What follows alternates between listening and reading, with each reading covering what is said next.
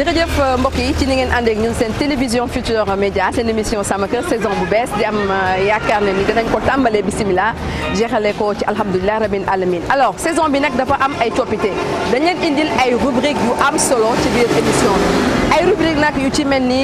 actualité découverte mais aussi ñu bàyyi ci xel mais surtout nag li ñuy duppee les bons plans fii ci seen émission Sama Kër moo tax nag ci ndorteel gi ñu ànd ci ak ay partenaires yu am solo gis ngeen ko ci ndorteel bi ñu ci mel ni Sococim Industrie ak assurance la Providence ñoom ñoo leen nar a jox tey ci les bons plans alors xam ngeen ne nag actualité dañu ko rek daal di fonk lool moo tax nag dañuy rek daal di méngoo actualité immeuble yi li ñuy daanu ci biir Ndakaaru ak la ko wër bari na lool moo tax àla kulli al il faut ñu daal di koy waxtaanee et qui mieux que les bureaux de contrôle pour en parler mais nag bureau de contrôle yi ñu rek daal di agréé moo tax nag tey jii dañ ciy ànd ak waa CA3S ñu ñëw ak ñun ci effondrement immeuble yi lan moo ko waral mais aussi joxe ay tegtal yu am solo ci li nga xamante ni moom moo jëm ci wàllum dëkkuwaay bureau de contrôle yi nag du ñu faral di wax moo tax nag tey jii gan gu mag la ñu am àndale nag ñun ñu dem dugg ci biir chantier bi comme ni ñu koy defee nag chaque fois bu ñuy dugg ci chantier gis ngeen il faut respecter les consignes de sécurité et puisque ci consigne de sécurité yooyu noonu bon casque bi ci la bokk let's go. Allez, hop. Sëriñ bi baax na ci kër gi. Ça va bien monsieur Diop ça va na nga def ça va bien alors ñi ngi ci chantier bi nga xamante ni tey dañu ko ubbil di ci remercier bu baax a baax le promoteur parce que ce n'est pas donc évident tey nag dama ne dañu am gan bu am solo ñi ngi ci biir chantier kon na ngeen jégal ñu bu baax a baax ci li nga xamante ni moom moo jëm ci bureau yeeg yooyu noonu Ngagne Diop nag moom moo jiite bureau de contrôle bi ñu duppee kon CA3C ça signifie quoi. Cabinet d'assistance et de contrôle des constructions complexes. waaw kon dégg ngeen signification bi mais tey nag li gën a wundu suñu waxtaan nag bokk na ca li nga xamante ni moom mooy lu jëm ci wàllum voilà immeuble yi nga xamante ni ñi ngi daanu saa su ne donc tey c'était important d'en parler Ngagne Diop maa ngi lay remercier bu baax a baax ci li nga xamante ni moom mooy dalal bi ñu dalal mais surtout nangu bi ñu nangul émission bi. voilà Dieynaba ñu ngi lay remercier toi aussi opportunité bi ñu jox nii pour ñu mën a disons présenter déjà CA3C wax aussi ci lu jëm ci mbirum bâtiment bi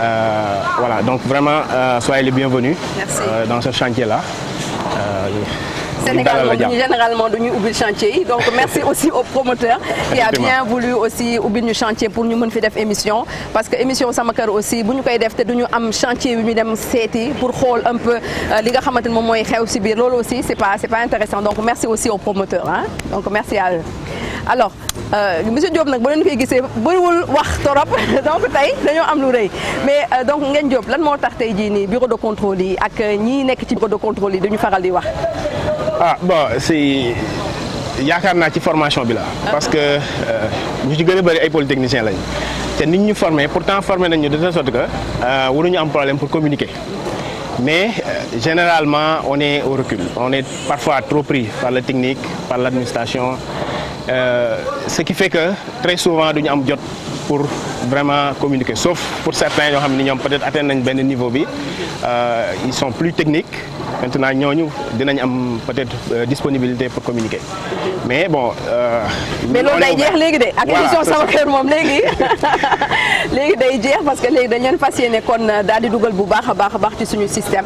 bëggu leen communiquer parce que formaté nañ leen li nga xamante ni daanaka seen da ngeen di liggéey lu bëri di wax tuuti mais bi yoon moom dañ leen a soxla.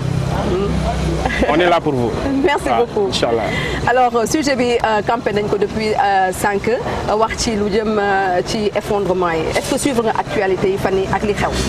bien sûr Dieynaba suivre naa ko bu baax ca effondrement yooyu noonu bon dañuy commencer déjà di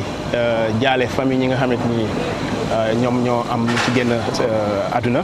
te di leen masawu parce que kenn yéenewu ko kenn quoi pour man je pense que du loo xamante ni nii tey la. parce que avant may voyager vers 2010 yooyu y en avait beaucoup amoon na sinistre yu bari effondrement yu bari état bi jëloon na ay dispositions am na lu mu jotoon def mais apparemment doyul parce que mi ngi continuer di am encore voilà donc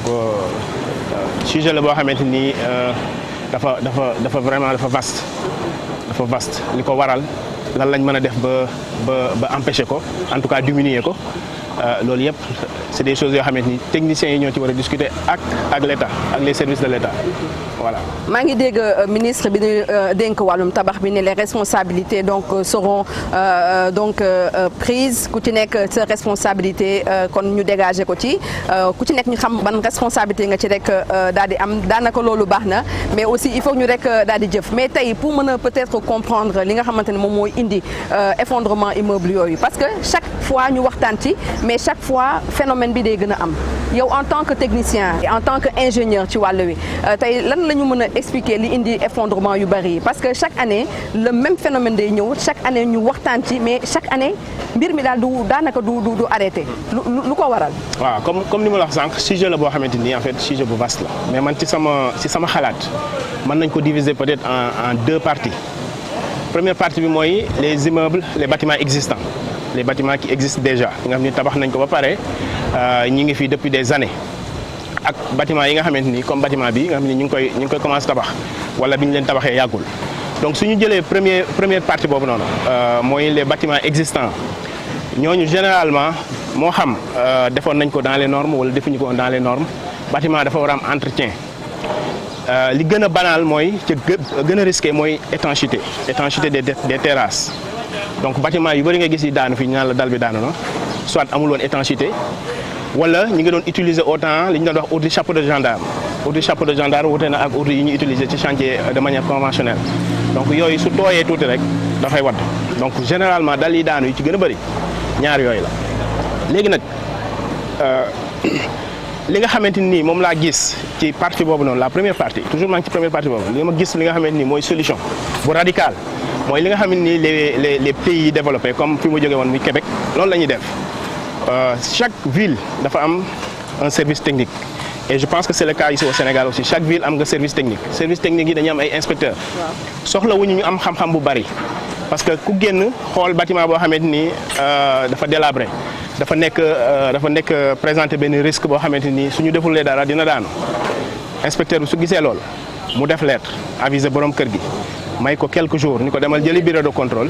mu def rapport su defee rapport bi su ko borom kër gi deful ville bi def ko andi ko à ses frais rapport boobu noonu ça sera un rapport détaillé dina wax ndaxam dina génne le niveau de risque le niveau d'urgence ndaxam dañu war a évacuer wala dañu war a def ay travaux wala amul problème donc rapport yi parce que ñun dañuy jël suñu responsabilité bureau de contrôle yi suñu defee rapport yooyu noonu état bi aussi veille à ce que ñu appliquer recommandation yi. mais yéen bureau de contrôle yi déjà da ngeen di def rapport pour wax que ne que kër gi daanaka nit mën na ci dëkk ñu defaraat ko wala il faut carrément ñu daaneel ko voilà wala ñu évacuer en urgence moom moo ci gën a mooy vraiment su fekkente ni c'est un cas mais li nga xam ne ni amul mooy inspection bi. pourtant ville yi encore une fois wax naa la ville yi am nañ ay services techniques ville boo dem am na service technique mais du ñu def inspection bi c'est visuel da ngay génn def tour xool marqué croix rouge kër gii nii dañ ko war a expertiser donc suñ ko defee nag maintenant bureau de contrôle léegi bari nañ on est 13 autant on était que 4 mais léegi bari nañ macha allah donc expérience mi ngi bari ngeen mais seen bruit bariwul de. waaw bari ngeen waaye ku bëri lu muy def du bëri wax. c'est ça voilà mais il faut que ñuy wax quand même pour jàngal population bi. donc loolu mooy la première partie et je pense que c'est une solution très simple il faut que ville yi di def cette inspection là. mais je me rappelle defoon mës nañ def reportage au niveau des Parcelles Assainies sur un peu ñoom nu ñuy inspecter seen bâtiment yi. jot nañ fa sax visiter yenn kër mais chaque fois borom kër yi ci boppam ñoom ñooy nangu ne du ñu génn ba jëye am. loolu nag responsabilité état bi la waaw parce que vraiment su fekkente ne ay ingénieurs yoo xamante ne ni dañoo bind signé ni kër gi ak ay preuve scientifique wax la ni la lii suñ ko defulee dina am daanu bind signé yow nga bàyyi fa ay nit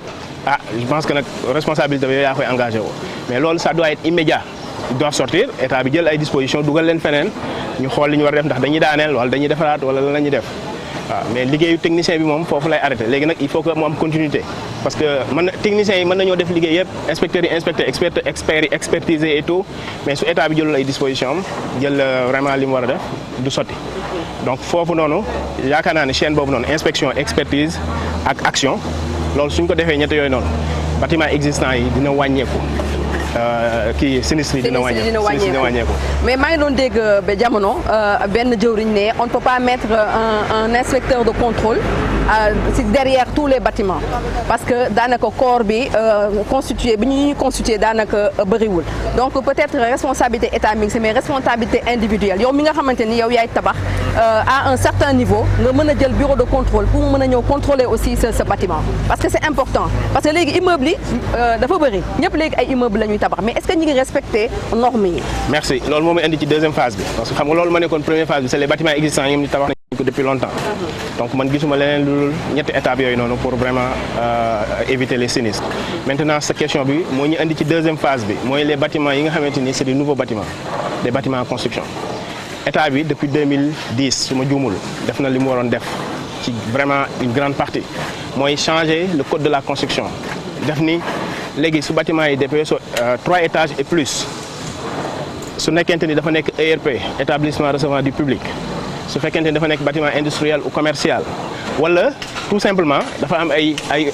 éléments techniques ay portes yu gudd wala suuf bi baaxul wala nga nar a def de sous-sol da nga war a jël bureau de contrôle da nga war a am ay plan yoo xam ne ingénieur ko def viser ko bureau de contrôle viser ko après ñu def suivi loolu li ñuy wax IGB inspection générale du bâtiment je les salue au passage parce que vraiment c'est ça ñi ngi def liggéey bu am solo seulement nag comme li nga wax léegi nii y a les moyens il faut les moyens matériels humains financiers pour couvrir tout le Sénégal parce que inspecteur IGB ñoom loolu seen rôle la nekkatul rôle ville yi jógee nañ ci ville yi actuellement mais c'est l'IGB qui coiffe tout ça là ñoom suñu ñëwee lan la ñuy def dañuy vérifier ndax y a une autorisation de construire ndax y a l'assurance pour risque chantier ndax ils ont des plans béton armé visés solidité foofu la ñuy yem ndax y a un suivi un contrat de suivi du bureau de contrôle su fekkee ne disposition yëpp taxaw na ñu bàyyi leen ngeen continuer liggéey donc ñoom ñu ngi koy def mais pour man doyul ni ñu couvrir Sénégal surtout Dakar kese sax c'est très compliqué donc suñu yokkee moyens yi foofu noonu dina wàññi lu bari mais si sama wax soo dégloo dama ni R+3 et plus mais R+2 R+1 pourtant ay nit ñoo fay dëkk mais y a rien. c'est-à-dire que ñu koy def ñoom duñu woo forcément bureau de contrôle. Voilà. La loi ne leur oblige pas ñu am un bureau de contrôle nii ñu am des plans visés soo xoolee nag bâtiment yi daanu ay R+2 nga gis donc ñooñu ils étaient pas tenus man loolu sama xalaat erreur la quoi erreur la encore une fois je prends référence Québec seen code de la construction dafa am lu ñuy wax partie 9 ak partie 4 partie 4 c'est pour les grands bâtiments partie 9 c'est pour les petits bâtiments mais amul benn autorisation de construire bu ñuy joxe ci andiwoo des plans. D'accord. Des plans structure léegi pourquoi ñun fii nii Sénégal suñu nee par exemple R+3 jëm kaw moom réglé nañ ko mais R+3 jëm suuf R+2 jëm suuf pourquoi pas ci autorisation de construire ñu leen exiger aussi leen exiger des plans béton au moins des plans visés parce que suñu amee des plans faits par un ingénieur visés par un bureau de contrôle pour man wàññi na risque bi à 80%. li ci des quand même chantier yeeg yooyu xam nañ su amee ko mën a lire plan normalement war na mën a bien que suivi c'est important mais au moins ci autorisation de construire avant ñu lay jox même sooy defar benn rez-de-chaussée avant ñu lay jox autorisation de construire ñu exiger la des plans béton armé visés quel que soit le type de bâtiment. mais je pense que ne code de la construction dinañ ko réviser te fii balaa yàgg donc ci mois yi ñu dëgmal. dana rek daal di pare peut-être dina jël loolu en compte. espérons parce que c'est un problème qui est là et je pense que normalement ñi ci war a liggéey ñi ngi ci liggéey te ñëpp ay sommité lañ ci seen domaine donc war nañu mën a vraiment xam ni bâtiment même su fekkente ni benn 3/3 la sax nit moo fay fanaan te bakkan bii ak bakkan bële ñoo yem donc yëpp la ñu war a jël en compte parce que on le fait ailleurs de manière très sécuritaire. Justement dañuy fàttali un peu li indi concept li indi day émission bi ñu wax ci sujet bi mooy bâtiment yi nga xamante ni mi ngi gën di daanu donc fii ci Ndakaaru bu Hann Bel-Air bi la ñu yëg mais am na yeneen yi nga xamante ni peut-être di nga gis benn balcon bu daanu wala benn mur bi fissuré loolu yëpp kon ci ay risque la rek daal di bokk moo tax nag ñu jël sur ñun la responsabilité waxtaane woon nañ ko mais aussi donc de reparler donc de ça da ngeen Ngagne Diop lu mu wax par rapport un peu ak responsabilité bi nga xamante ni état bi am na ko ci mais surtout li nga xamante moom mooy responsabilité individuelle booy def sa kër nga war a mën a kon daal di woo un bureau de contrôle mu ñëw xool ko mais peut-être parce que nit yi dañuy foog ne que bureau de contrôle ce n'est pas accessible à leur bourse peut-être moom moo tax que ne ñu ci gën a bari ils font fi de ça. effectivement Dieynaba li nga wax ni dëgg la aussi parce que nit ñi suñu xamulee dañuy jàpp déjà waxuma wax bourse bi mais dañuy jàpp ni bureau de contrôle amul njariñ yu bëri gën a bëri yi ngay dégg ñu lay wax naan yow da ngay ñëw rek xool donc dañ koy banaliser déjà donc ça veut dire que communication bi il faut que ñu gën ko yokk gën a xamal bien que encore une fois UGB mi ngi def liggéeyam dañuy arrêter ay chantier ñu andi leen ci bureau de contrôle yi su boobu nag suñu ñëwee il faut que ñun ñi nga xamante ni nii on a reçu un agrément de l'État donc ñun on a un métier privilégié parce que du n'importe quel ingénieur moo mën a def contrôle technique donc comme c'est un métier privilégié dañu war a am aussi ay devoirs yi mooy lan cas yu mel noonu nga xam ne ñoom prévoir uñ ko ci seen budget ñu mën leen woyofalal affaire bi ba telle sorte que dinañ ñime jël mission contrôle sans pourtant que seen budget souffrir ci bon beneen kii bi mooy information manque d'information parce que tey suñu xamoon ni de manière très claire comme ni ma wax sànq ni que à partir d'un R+3 wala ERP tey ngay def benn magasin j'aime bien raconter cette anecdote là parce que benn vieux boo xam ni benn magasin la doon defar 3/3 magasin bu ndaw rez-de-chaussée simple ñu arrêté ko ni ko il faut nga dem wuti bureau de contrôle bi mu ñëwee je l'ai fait gratuitement parce que dama xam ni kooku xamul vraiment mais pourtant ce magasin là c'est un ERP. donc su xamoon c'est un établissement qui reçoit du public. Voilà, donc logiquement su ko xamoon dina ko jël donc informer nit ñi de manière très précise et de manière très claire que sooy defar tel bâtiment tu dois prendre un bureau de contrôle. te moi je pense que actuellement fi ñu toll nii ci moyen de communication WhatsApp vraiment internet tout nit ñi waruñu ignorer disons le code de la construction donc ça n'a pas de sens donc je pense que communication bi ñi ko war a def il faut que ñu koy kii ba ci ñun ñi ci lañ bokk ñun aussi il faut ñuy communiquer nit ñi il faut ñuy wax ak nit ñi donc je pense que su nit ñi xam njëriñu bureau de contrôle dinañ jël bureau de contrôle waaw parce que du juste sécurité mais même optimiser sa liggéey am na bureau de contrôle yoo xam ne dañ koy def. en tout cas ñun dinañ ci def suñu kéemtalaay kattan ci suñu émission sama kër mais aussi suñu ay plateformes yu ci mel ni dsbi.sn di ci rek daal di ñaax askan wi parce que li ñuy def c'est un travail de service public parce que yaakaar naa ne ñaax askan wi même sur 16 millions de Sénégalais bu ci rek daanaka 100 personnes comprendraient peut-être li ñuy rek daal di expliquer loolu donc ngëneel la mais peut-être xam nga léegi dañoo rubriquer peut-être émission sama kër léegi peut-être suñu rubrique li nga xamante ni moom mooy rubrique découverte peut-être mu nga expliquer ñu li nga xamante ni moom moo ñeel donc wàllum certificat de conformité parce que am na ñoo xamante ni bu ñu tabaxee ba pare bu ñu xasee ba am li nga xamante ni moom mooy autorisation de construire daanaka léegi pare nañ ci léegi est-ce que mën nga ñu wax njëriñu certificat de conformité.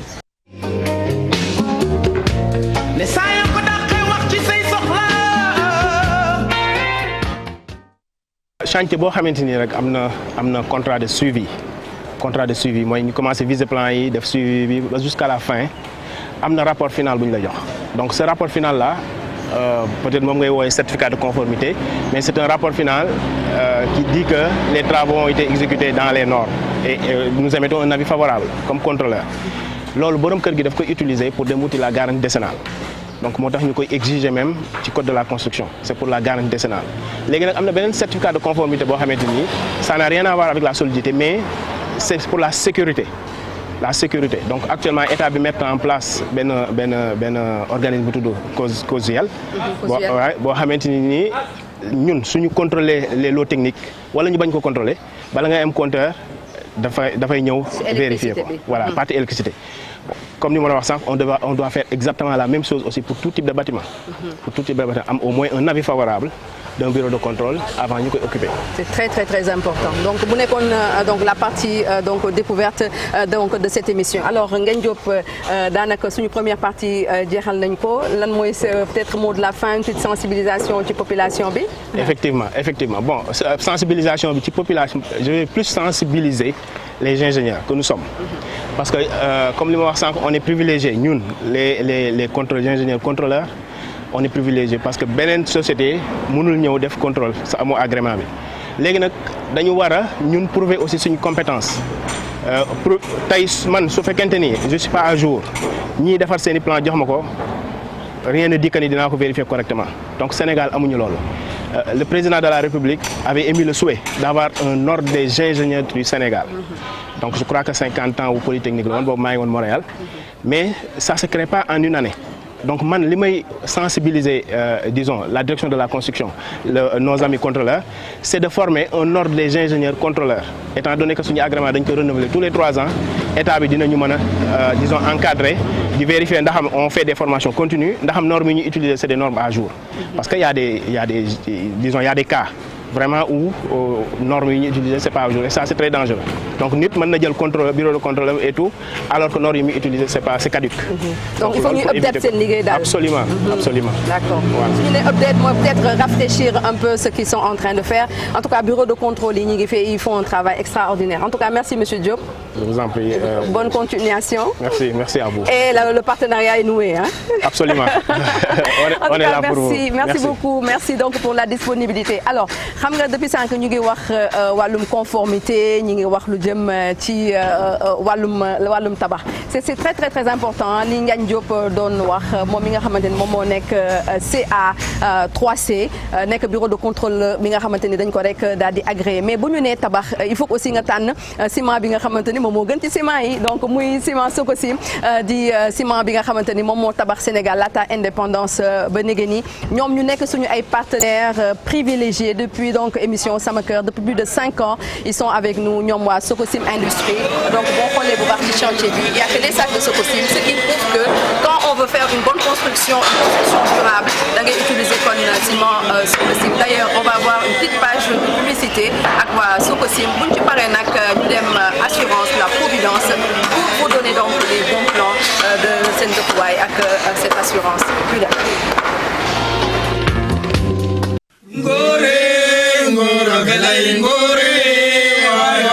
Koor tigi refu o koor ka refa jambar ka refa o koor bona ko bon kam xa qola xa bono ngay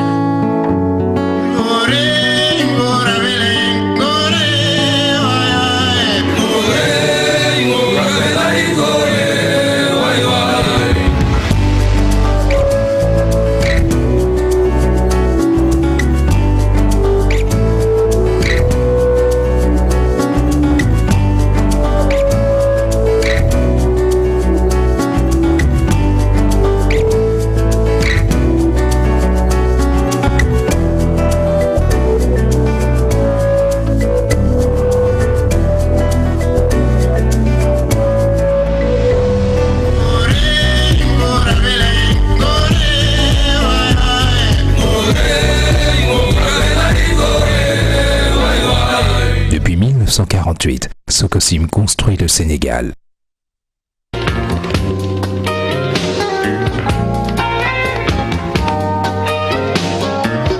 ginaar gi baax na ci kër gi ne saa yoo ko dàqee wax ci say soxla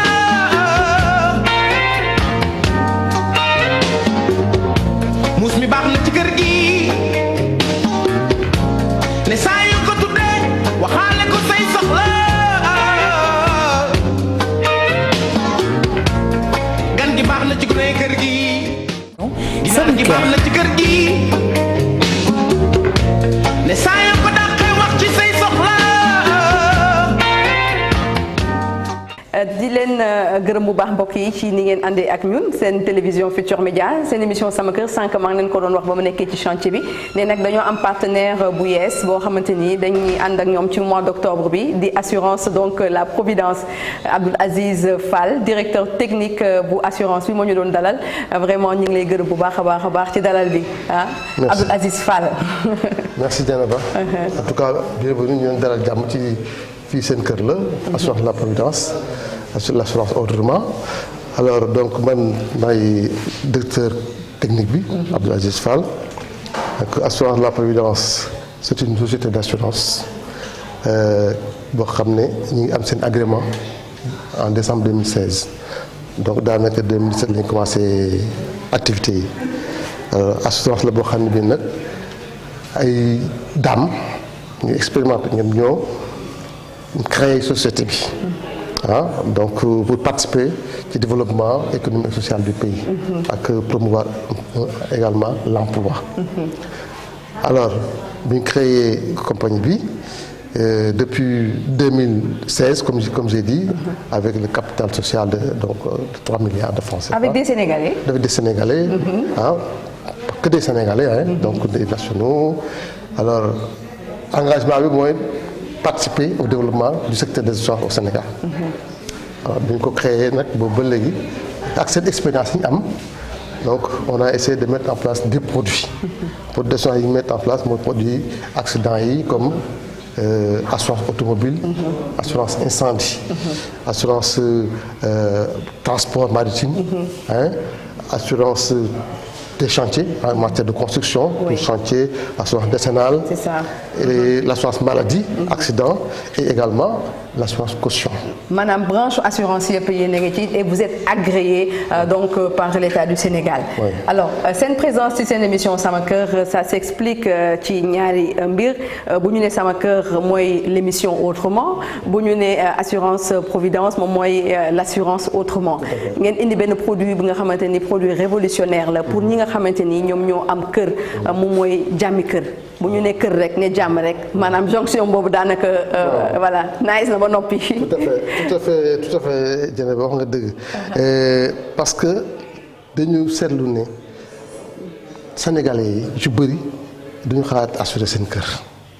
surtout ñi nga xam ne seen doole wu noonu parce que dañ naan assurance dafa cher et tout ça. alors de sorte que ay benn catégorie personne rek ñooy def assurance yi wala société yi assurer seen kër yi demee noonu alors donc ñun ñu daay réfléchir ne dañuy mettre en place benn produit d'assurance boo xam ne dañ koy def uniquement pour Sénégalais bi nga xam ne bi dooleem demee woon noonu ak des tarifs vraiment compétitifs boo xam ne mën nañ ci package la mën nañ assurer seen kër ay incendie mu am vol bu ñu sàccee bu am dégâts des eaux bu nekkee ne. inondation boo xam ne li ko causé mooy débordement robinet ci biir kër yeeg demee noonu assurance également responsable civil chef de famille parce que ñu bëri xamuñu garantie boobu et c'est une garantie extrêmement importante responsable civil chef de famille. alors package yooyu nag nañ ko concevoir uniquement pour le Sénégalais qui n'a pas les moyens mën a am accès des assurances këram pas très cher. waaw vraiment kooku moom mooy li nga xam ne moom lañ gën a bëgg a promouvoir muy produit boobu. waaw parce que ñun ci gën a bëri par exemple ñoom miinuñu daanaka genre assurance bu mel noonu boo ne ñi nga xamante ni par exemple seen doole tollul noonu ci xayma par exemple nan la ñu mën a c'est-à-dire que quantifier assurance bi en chiffres par exemple. Sénégal mën nañ ne 95% des Sénégalais amuñu assurance. bu weesoo assurance automobile comme loi la 95% des Sénégalais xam am une assurance. donc il faudrait que ñun assurer ñu def noo xam ne dinañu mën a dem vers les Sénégalais. mooy xamal leen ne y a des produits d'assurance yoo xam ne mën na leen intéresser te daf leen war a intéresser. ñu jël assurance def ko loo xam ne besoin la au lieu que ñu koy def loo xam ne ay contrainte la doon. parce que dara gënu métti ngay liggéey bay waaj dem retraite dajale tabax sa kër foo def sa njaboot bu jékki-jékki kër gi lakk. léegi lan mooy bon plan donc seen produit bi di jàmmi kër lan mooy bon plan bi. li ma la mën a xamal daal mooy ni ñu étudier assurance bi Sénégalais yi mën nañ ci gis seen bopp te du cher parce que ñoom ñi néew doole ñu tax ñu def ko xam nga da ngay dégg souvent ñoom affaire micro assurance parce que assurance classique moom mooy da nga xam ne dafay xaw a am yenn prix yi mais bu ñuy wax loo xam ne micro assurance la te am na loi boo xam ne ciment la ciment interdit de vendre un produit de micro assurance boo xam ne bi weesu na 42 000. Donc ça veut dire tout simplement que li ñuy mettre en place ñun produit boo xam ne bi du àgg foofu mbaa du ko passé sax. ci at bu nekk. waaw at bu nekk nga am incendie am vol. am dégâts des eaux am responsabilité chef de famille. ne serait-ce que ces 4 garanties là mais incendie bi surtout moo gën a am solo ci nit ñi parce que moom mooy gën a sonal nit ñi. waaw kër bu lakk. kër bu lakk. te kër bu lakkee da nga jaxale. donc yéen di ñuy seetaan suñu mbokku téléspectateurs yi jege leen li nga xamante ni moom mooy donc assurance La Providence seen ay services donc services commerciaux yi pour ñu gindi leen ci li nga xamante ni moom mooy jàmmi kër donc Abdoul Aziz Fall wax na ko ngeen ñëw ñi nga xamante ni daanaka amuñu yile moyen ngeen ñëw ngeen assurer seen kër ci njëg lu yomb. nekk ay cotisation yoo xamante ni chaque année la ngeen mën ko rek daal di joxe ngeen assuré wu ci lu mel ni kër gu lakk lu mel ni kër kon bu daal di am lu ci mel ni inondation ak responsabilité donc chef de famille donc c'est très très très important ak même en cas de vol loolu yëpp dañ leen rek assuré ci njëg bu yomb te loolee nag cotisation la boo xamante ni at bu nekk la. incha allah ak émission sama kër lépp dina rek daal di leer beneen pàcc ci wàllum assurance ak assurance La Providence c'est beneen émission sama kër. lay doon di leen gërëm bu baax ñoom ci kóolute bi mais surtout ci confiance bi ñu rek teg seen émission sama kër mu nekkoon nag tey bon plan bi nga xamante ne indi nañ leen ko seen émission sama kër. alors de remercier bu baax a baax assurance La Providence wax naa ko sànq ñoom ñu ñuy jox kóolute seen émission sama kër ak seen package bu ñu duppee kon jàmmi kër wax naa ko bu ñu ne jàmm ne kër jonction boobu dafay nekk li nga xamante ni lu am solo la te assurance Providence loolu lañ leen rek daal di indil remercier tamit suñu sponsor Socosim Industrie fii la ñuy yem ak yéen nag seen émission sama kër saison bu bees wax naa ko indi ay innovation ay rubriques yi nga xamante ni dañ leen ko indil ci biir émission bu pour ngeen découvrir yenn ci ay techniques de construction jox leen ay xibaar ci wàllum actualité mais surtout wax leen li ngeen xamante ni peut-être amaana xam ngeen ko mais doo leen ci bàyyi xel mais surtout aussi les très bons plans de l'immobilier et du foncier ce sera dans l'émission Sama Kër pour cette nouvelle saison merci à toute l'équipe Ibou Hamza mais aussi Pape Silla merci à Lamine mais aussi au monteur donc Tafa Dioum pour la disponibilité je vous retrouve donc ci beneen émission pour yeneen i information pour yeneen i découverte seen émission Sama Kër. Socosim Industrie assurance La Providence ñoo leen doon may seen émission Sama Kër.